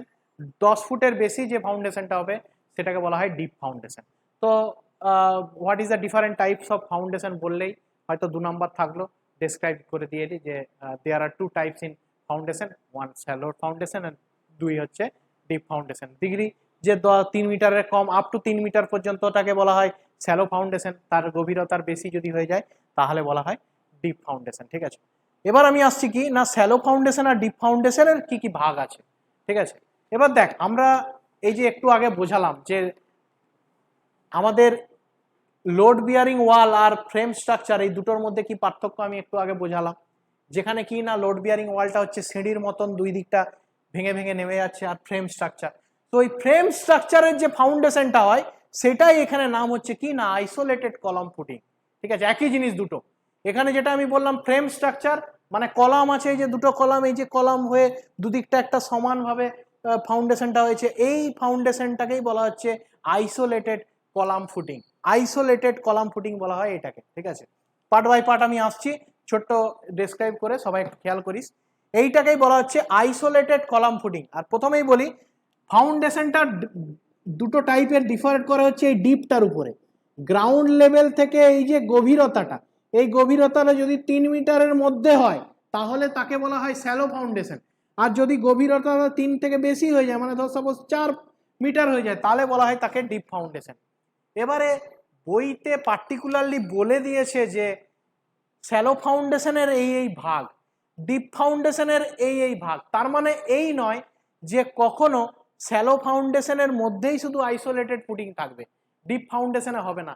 যদি কোনো একটা বিল্ডিং এর যে আইসোলেটেড ফুটিংটা তার যদি গভীরতা 3 মিটার যদি পেরিয়ে যায়, যদি 3 মিটারের বেশি হয়ে যায়, তাহলে সেই ফাউন্ডেশনটা ডিপ ফাউন্ডেশনের মধ্যেই কিন্তু চলে যাবে। ঠিক আছে, পার্টিকুলারলি এই জিনিসটা বইয়ে একটু আমার মনে হয় একটু মানে ডেসক্রাইবটা একটু ঠিকঠাকভাবে আরো বেটার ভাবে করতে পারতো। ঠিক আছে, কারণ আমরা এখন নর্মালি যখন আমরা ফ্ল্যাট দেখবো, ফ্ল্যাটে দেখবি তোরা ফ্ল্যাটে একটা জায়গায় বিরাট বড় একটা গর্ত করে দেওয়া হয়। ঠিক আছে, সেখানে গর্তটাতে আগে পুরোটা ঢালাই করে দেওয়া হয়, এবার ঢালাই থেকে থেকে ফাউন্ডেশনের কলামগুলো ওঠে, সেটাকে বলা হয় র্যাট ফাউন্ডেশন। ঠিক আছে, র্যাট ফাউন্ডেশন বা ম্যাট ফাউন্ডেশন। তো ওই ধরনের ফাউন্ডেশনটাকে বইতে বলা আছে শ্যালো ফাউন্ডেশনের মধ্যে, কিন্তু তার গভীরতা কিন্তু দেখবি একটা ফ্ল্যাটের ক্ষেত্রে অনেক বেশি, 10 ফুটের থেকে অনেক বেশি হয়। তো সেটা কিসের মধ্যে না ডিপ ফাউন্ডেশনের মধ্যেই পড়বে। ঠিক আছে, তো যাই হোক আমরা ওইসব ভেবে লাভ নেই, কোনটাকে কি ধরনের ফাউন্ডেশন বলে সেটা আমরা বুঝছি। তো আইসোলেটেড কলাম ফুটিং কথাটার মানে হচ্ছে একটা কলাম আছে, সেই একটা কলাম থেকে একটা মানে একটা ফুটিং আছে, সেই একটা ফুটিং থেকে একটা কলাম উঠেছে, এটাকে বলা হচ্ছে আইসোলেটেড কলাম ফুটিং। এবার ধর কোথাও কোথাও, ধর আমি উদাহরণ দিচ্ছি, কোথাও কোথাও ধর এরকম একটা বাড়ির একটা বাঁক আছে, সাপোজ ধর এরকম রুমে এরকম না একটা বাঁক টাইপের আছে, সাপোজ এরকম বাড়ি চলে গেছে, অনলাইন থেকে কেউ কিছু মনে হয় বলছিলি, এরকম ধর দুটো ওয়াল বেরিয়ে গেছে কোনো একটা জায়গায়, তো কোনো একটা জায়গায় এখানেও একটা কলাম দিয়েছে কেউ, এরকম জায়গায় একটা কলাম দিয়েছে, এরকম জায়গায় একটা কলাম দিয়েছে, সাপোজ কোনো একটা বাড়ির কোনো একটা ওয়াল। এবারে এই কলামটা যখন গর্ত করছিস তখন এত বড় একটা গর্ত করতে হচ্ছে, ঠিক আছে, আবার এই কলামটা যখন গর্ত করছিস তখন আবার এত বড় একটা গর্ত করতে হচ্ছে। তাহলে এরকম ভাবে কি না দুটো গর্ত একে অপরের সঙ্গে মিশে গেছে, তখন কি হয় একটা টোটাল গর্ত করা হয়, টোটাল গর্ত, টোটাল গর্ত থেকে দুটো করে আলাদা আলাদা করে দুটো কলম বেরোয়। মানে আমি যদি উদাহরণস্বরূপ বলি, এইটাকে যদি আমি একটু উদাহরণস্বরূপ বলি, তো এরকম টাইপের করা হয় জিনিসটা। কলামের ফাউন্ডেশন কিন্তু একটাই ফাউন্ডেশন, দুটো আলাদা আলাদা করে গর্ত করা হয়েছে, করা হয়নি আর কি, সরি, দুটো আলাদা আলাদা করে গর্ত করা হয়নি, এক জায়গা থেকেই একটা গর্ত থেকেই দুটো আলাদা আলাদা কলাম তৈরি হয়েছে, যার কিন্তু ফাউন্ডেশনটা একটাই ফাউন্ডেশন, কিন্তু কলাম উঠেছে দুটো আলাদা আলাদা, এইটাকে বলা হচ্ছে কি না কম্বাইন্ড ফুটিং। কম্বাইন্ড ফুটিং হচ্ছে এটাকে বলা হয় কম্বাইন্ড ফুটিং। ঠিক আছে, বারবার বলছি, একটা একটা কলামের ফাউন্ডেশন রয়েছে, মানে ফুটিং, অ্যাকচুয়ালি কলামের নিচের যে ফাউন্ডেশনটা ওইটাকে বলা হয় কলামের ফুটিং। তো ফুটিং একটাই রয়েছে, কলামও একটাই উঠেছে, সেটাকে বলা হয় আইসোলেটেড কলাম ফুটিং। আর যখন যার ফুটিংটা একটা কিন্তু কলাম দুদিকে কর্নার থেকে দুটো উঠেছে, তখন সেটাকে বলা হচ্ছে কম্বাইন্ড ফুটিং। ঠিক আছে, এরকম করে যখন একটা কন্টিনিউয়াস থাকবে, অনেকগুলো একসাথে, একটাই ঢালাই হয়েছে, সেখান থেকে অনেকগুলো কলাম উঠে উঠে গেছে, সেটাকে বলা হচ্ছে কন্টিনিউয়াস ফুটিং। কন্টিনিউয়াস ফুটিং মানে দুটোর বেশি থাকবে, যেখানে একটা থাকলে আইসোলেটেড, দুটো যদি হয়, দুটোর বেশি হবে না কিন্তু, সেটাকে হচ্ছে কম্বাইন্ড, আর দুটোর থেকে অনেকগুলো বেশি যদি থাকে তাহলে সেটাকে বলা হচ্ছে কন্টিনিউয়াস ফুটিং। আর আবার যেটা আজকালকার দিনে ফ্ল্যাটে হয়, তোরা যদি টপ ভিউটা দেখিস তাহলে দেখতে পাবি যে জায়গাটায় ফ্ল্যাট হবে সেখানটা একটা টোটাল গর্ত করা হয়, টোটাল গর্তেতে টোটাল ঢালাই করা হয় A to Z। এবার যেখানে যেখানে কলম লাগবে সেখান থেকে কলমগুলো উঠে যায়। তার মানে দেখা যাচ্ছে কি না, কলমের নিচের যে ফুটিংটা সেটা একটাই পুরোটা জুড়ে আছে, যেখানে যেখানে কলাম লাগবে সেখানে সেখানে কলামটা উঠে গেছে। তো এই ধরনের ফাউন্ডেশনটাকে বলা হচ্ছে র্যাপড বা ম্যাট ফাউন্ডেশন বা র্যাপড বা ম্যাট ফুটিং। ঠিক আছে, এই ধরনের ফাউন্ডেশনটা আমি যে নোটসটা পাঠিয়েছি, প্রতিটা ড্রয়িং, এক্স্যাক্টলি প্রতিটা ড্রয়িং দেওয়া আছে, পরীক্ষায় আসবে 2 নম্বর করে। আইসোলেটেড ফুটিং কি, কলাম ফুটিং কি, কন্টিনিউয়াস ফুটিং কি, র্যাপড ফুটিং কি, সঙ্গে কিন্তু পাশে ড্রয়িংটা অবশ্যই করতে হবে। ড্রয়িংটা কিন্তু অবশ্যই করতে হবে, তাহলে ভিতরে যদি তুই ভুল ভালো কিছু লিখিস তোর কিন্তু ড্রয়িংটা দেখেই ফুল নাম্বার পাবি। 2 থেকে বেশি নাম্বার আশা করিস না, থাকেও না পরীক্ষায়। ঠিক আছে, লাস্ট হচ্ছে কি না ক্যান্টিলিভার ফুটিং। তো ক্যান্টিলিভার ফুটিংটা আমাদের এখনকার দিনে আর ব্যবহার করা হয় না। এটা বিভিন্ন এমন কোনো জায়গায় হয়, কিরকম না যে কে কি বলছিলি অনলাইনে, কেউ বলুক। আচ্ছা, যাই হোক, ক্যান্টিলিভার জিনিসটা আমরা শেয়ার ফোর্স বেন্ডিং মুভমেন্ট পড়ার সময় আমরা দেখিয়েছিলাম আমাদের ক্লাসে।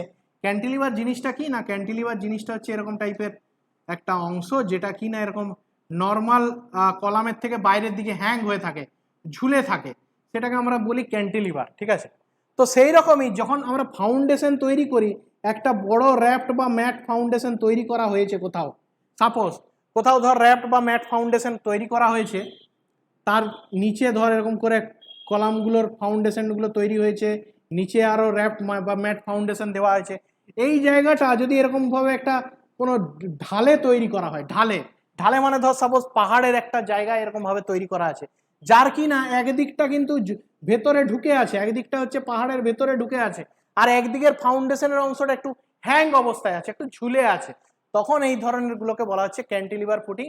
এটা পার্টিকুলারলি বইয়ে কিভাবে ডেসক্রাইব করা আছে বা আমি কি বলছি এটার উপরে বেস করার কোনো প্রয়োজন নেই। এটাই ক্যান্টিলিভার ফুটিং থেকে কোনোদিনও কোনো কোশ্চেন পড়ে না, তাই এটা আমি কিন্তু অফিসিয়ালি বলছি না। ক্যান্টিলিভার জিনিসটা একটু বুঝিয়ে দিচ্ছি। এরকমভাবে ধর বাড়িটা তৈরি করা আছে কোনো একটা পাহাড়ের ধারে, বা এমন একটা জায়গায় বাড়িটা তৈরি করা আছে যার একদিকটা খুব শক্ত মাটি আর একদিকটাই হচ্ছে নরম মাটি, তখন এমনভাবেই লোডটাকে লেফট সাইডটা বাড়িয়ে রাখতে হবে যাতে কি না ওই সাইডে লোড পড়লেও সেটা ঝুলন্ত অবস্থায় থেকে যায়, ওটাকে বলা হচ্ছে ক্যান্টিলিভার ফুটিং। তাই অফিসিয়ালি এটা পড়ার দরকার নেই, কারণ এটা নিয়ে খুব বেশি ডিসক্রাইব করেনি, বইতেও লেখা নেই, নোটসেও দেওয়া নেই, আর এটা পরীক্ষায় কোশ্চেনও আসে না। ঠিক আছে, তো আশা করি তোরা এই 4টে টপিক সম্বন্ধে বুঝতে পেরেছিস। ঠিক আছে, ক্যান্টিলিভারটা আমি বাদ দিচ্ছি 4টে টপিক সম্বন্ধে। কে মাঝে মাঝে একটু মাইকটা অন করে কথা বলছিস, কিছু বলছিস তো বল, আর নাহলে মাইকটা অফ করে দে।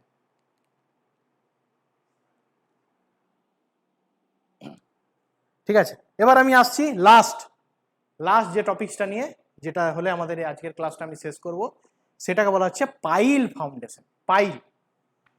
পাইল ফাউন্ডেশন জিনিসটা কি ভালো করে বুঝতে হবে। ঠিক আছে, প্রতিটা ফাউন্ডেশনের ড্রয়িং আমি আশা করব আমি গ্রুপে দিয়েছি, তোরা এই 4টে প্লাস এইটা পাইলের ড্রয়িংগুলো করে গ্রুপে ফ্রি হ্যান্ডে ড্রয়িং করে আমাদের গ্রুপে পাঠাবি, যারা যারা ক্লাস করলি, আমার তাতে ভালো লাগবে। ঠিক আছে, পাইল জিনিসটা কি না, ধর সাপোজ এরকম একটা জমি আছে, জমির নিচটা মানে জমিটা তৈরি হয়েছে একটা দলদল এরিয়াতে, নিচের সয়েলের যে বিয়ারিং ক্যাপাসিটিটা সেটা খুব কম, মানে সয়েলটা হচ্ছে পাঁক জাতীয় জায়গায়, মানে ধর সাপোজ আজকে তুই একটা কলামের ফাউন্ডেশন ওখানে দিলি, উপরে কলামটা এখানে বসালি, উপরে যত লোড পড়লো আস্তে আস্তে কলামটা বসে যাচ্ছে। তার মানে হচ্ছে কি না, সয়েলের বিয়ারিং ক্যাপাসিটিটা কম। আমরা এই সয়েলের বিয়ারিং ক্যাপাসিটিটা কি, এটা আমরা পরবর্তী ক্ষেত্রে সয়েল মেকানিক্স, ঠিক আছে, বা জিও টেকনিক্যাল ইঞ্জিনিয়ারিং পরের সেমিস্টারে যে সাবজেক্টটা পড়বো সেখানে পড়বো মাটি নিয়ে, ঠিক আছে। তো যদি এরকম কোনো জায়গা আছে যেখানে সয়েলের বিয়ারিং ক্যাপাসিটিটা কম, যেখানে অনেক নিচে শক্ত মাটি আছে, অনেক নিচে, তো সেখানে কি করা হয়, সেখানে যখন কলামটা এরকম ভাবে তৈরি করা হয় বা কাস্টিং করা হয় এরকম ভাবে,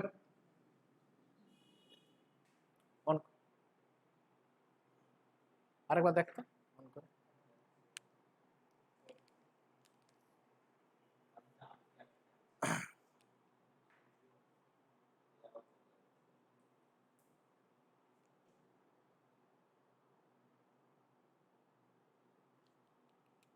জাস্ট হোল্ড অন।